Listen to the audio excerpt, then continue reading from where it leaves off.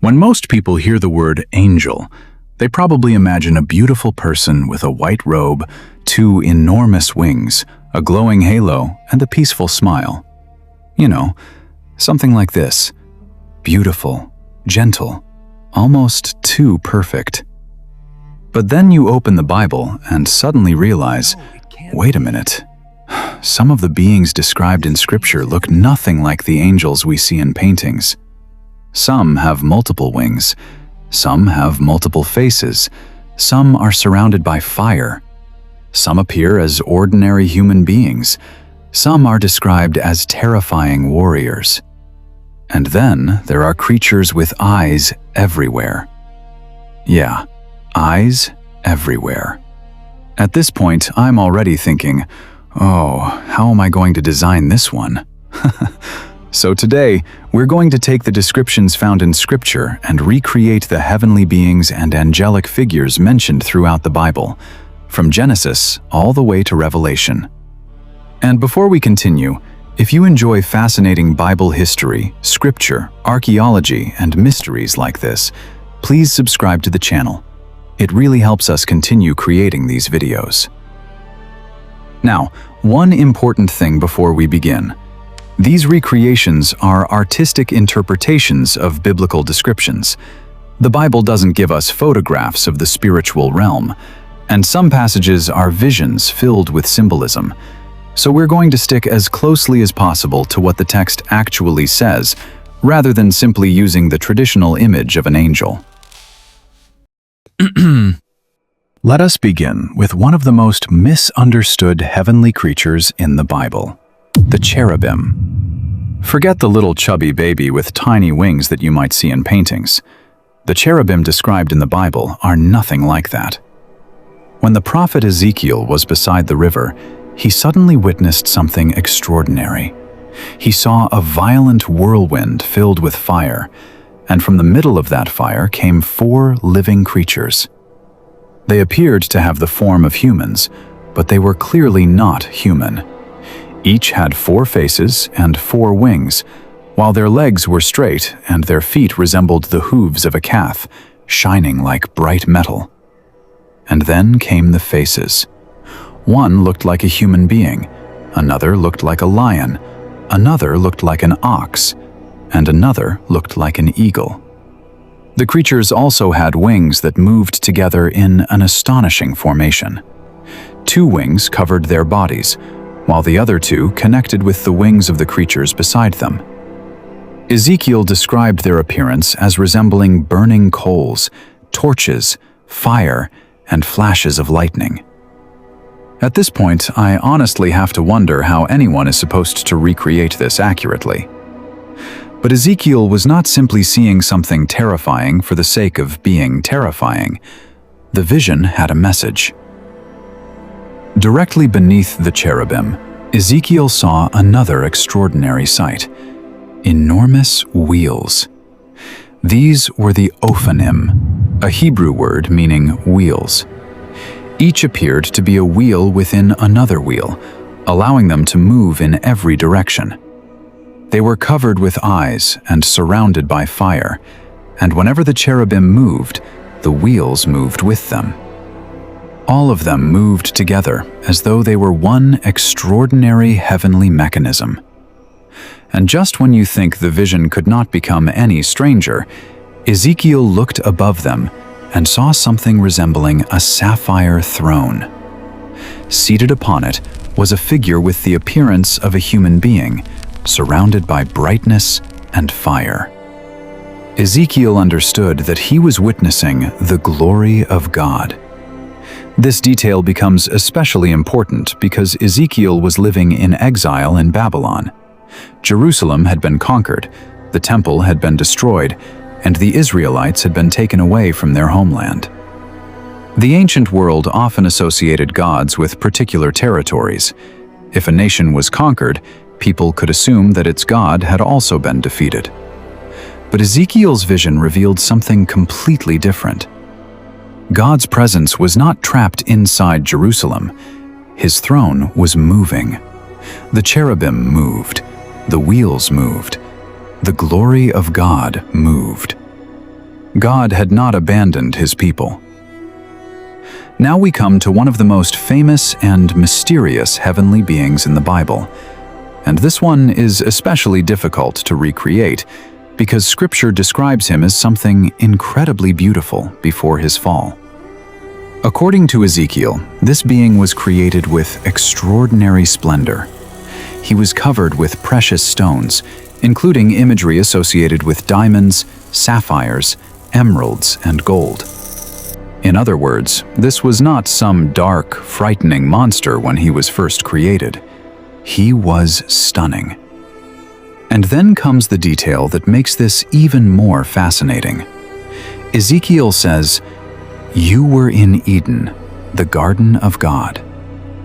So, if we're trying to recreate this being according to the biblical description, we shouldn't immediately make him look like the terrifying devil with horns, red skin, and a pitchfork that later artwork gave us.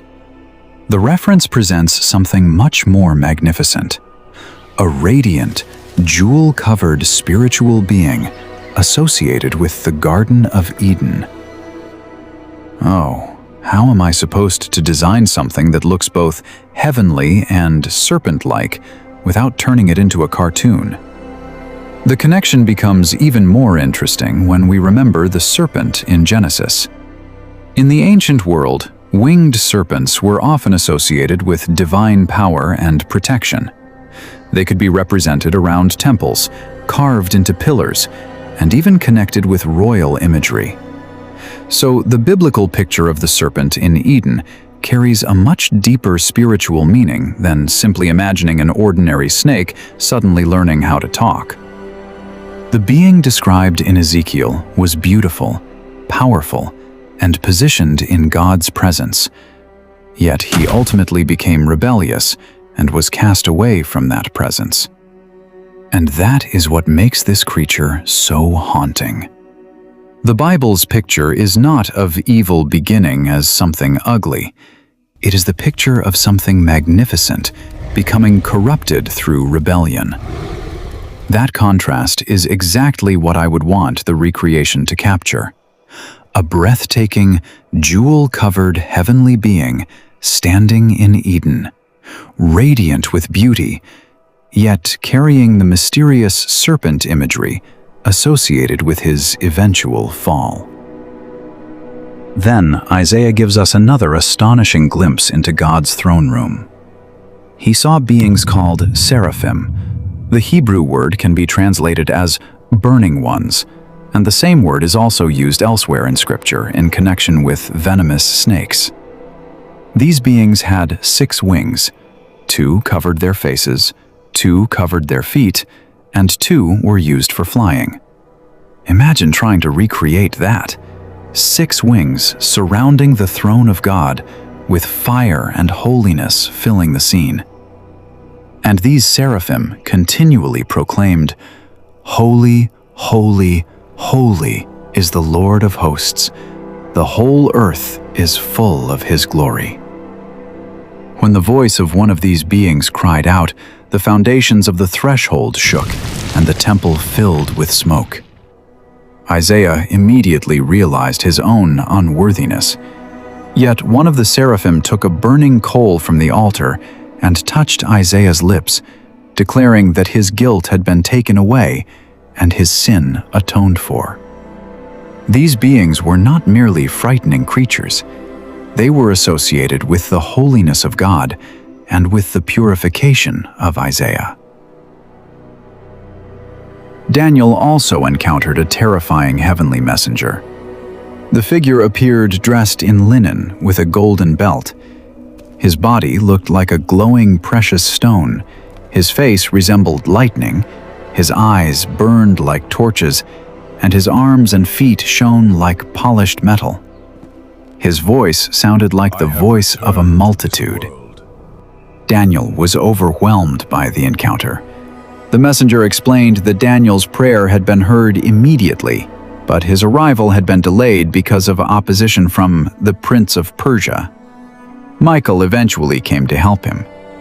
The identity of this particular messenger is not explicitly given, But because Gabriel appears elsewhere in Daniel and is consistently associated with delivering divine messages, it is possible that this figure was Gabriel or another messenger with a similar role. Gabriel later appears in the New Testament to deliver the astonishing announcement to Mary that she would give birth to Jesus. Then there is Michael. Unlike Gabriel, who is associated with delivering messages, Michael is presented as a powerful heavenly warrior. Daniel calls him one of the chief princes, while another passage identifies him as an archangel.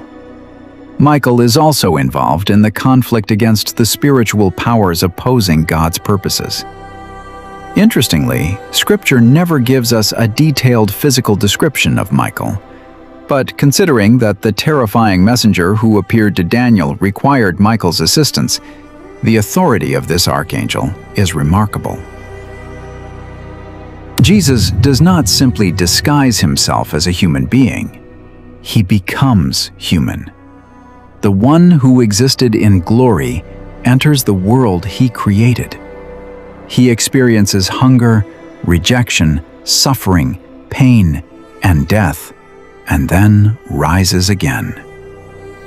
The heavenly beings we have explored are powerful, mysterious, and beyond ordinary human understanding.